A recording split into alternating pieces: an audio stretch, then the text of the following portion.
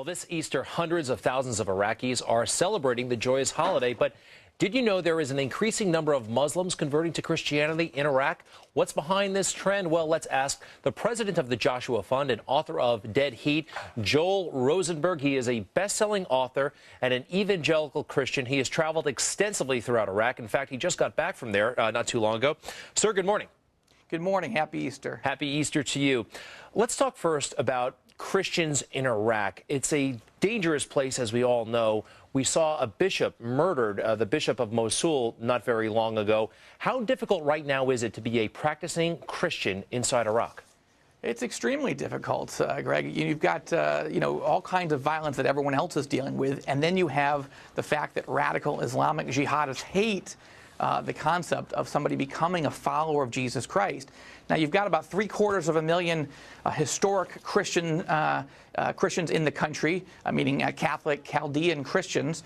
But you also now have this trend where more Iraqi Muslims have becoming Christians, followers of Jesus Christ, converting over the last 15 years than at any other time in the history of Iraq.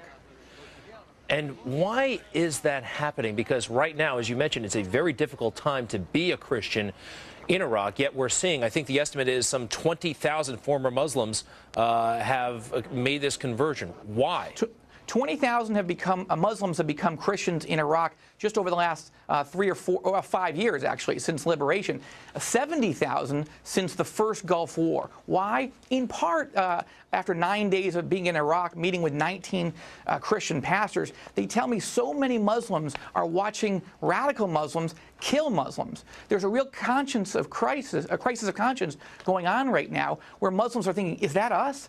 You got these jihad leaders preaching the Quran and saying we're supposed to kill other Muslims, and Muslims are getting anxious about this. They're saying this is not us. This is not who we want to be. Some of them are becoming agnostic. Some of them are converting to Christianity. Joel, real quick, how much of a danger, though, is there that there could be a backlash to some of this? As you know, there's suspicions in Iraq about the United States, about our intentions. Some have written on the internet over there, and there are a lot of folks who believe this there. Not saying they're right, but they believe this, that there is a religious component to what we're doing, that we're trying to export Christianity. Is there the danger, based on your travels, of a backlash?